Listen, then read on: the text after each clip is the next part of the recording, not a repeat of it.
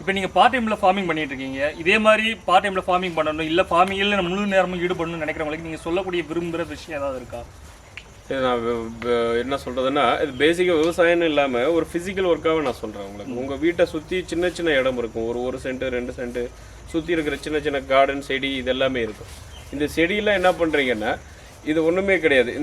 இந்த செடிக்கு நம்ம சின்ன சின்ன வேலை காலையில் 7 மணி நம்ம செய்கிற மாதிரி ரெகுலராக அது ஒர்க் பண்ணுங்க. அது ஃபிசிக்கலாகவும் இருக்கும், அதில் தான் நம்ம வந்து ஃப்ரூட்ஸை எடுத்துக்கலாம். அது இல்லாமல் இன்றைக்கி நம்ம குழந்தைங்களுக்கு விவசாயத்தை நம்ம சொல்லிக் கொடுக்கணும்னா முதல்ல நம்ம விவசாயம் பண்ணணும். ஓகே, நம்ம விவசாயம் பண்ணால் மட்டும்தான் குழந்தைங்க விவசாயம் பண்ணணும். நம்ம போய் ஃபியூச்சரில் ஒரு 4-5 வருஷம் ஆல்மோஸ்ட் இப்போவுமே விவசாயம் முடிஞ்சதுன்னு நினைக்கிறேங்க. என்ன சொல்கிறது, இது ஃபியூச்சரில் இல்லை டேப்லெட் தான் வந்து ஃபுட்டு அந்த மாதிரிலாம் போயிட்டு இருக்குங்க. பட் அதுக்கு அதெல்லாம் நம்ம மாற்றணும்னா நம்ம விவசாயம் பண்ணணும். நம்மளால் என்ன முடியுமோ அது டெய்லி கொஞ்சமாவது நம்ம இன்புட் போடணும். அது நம்ம குழந்தைங்களுக்கு நம்ம சொல்லணும்.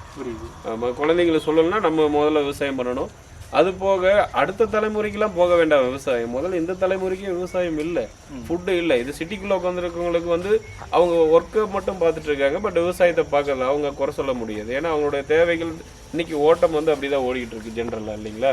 அதனால நம்ம பிள்ளைங்களுக்கு இந்த தலைமுறைக்கு முதல்ல விவசாயம் சொல்லுவோம். அவங்க பிள்ளைங்களுக்கு அடுத்த தலைமுறைக்கு பார்த்துப்பாங்க.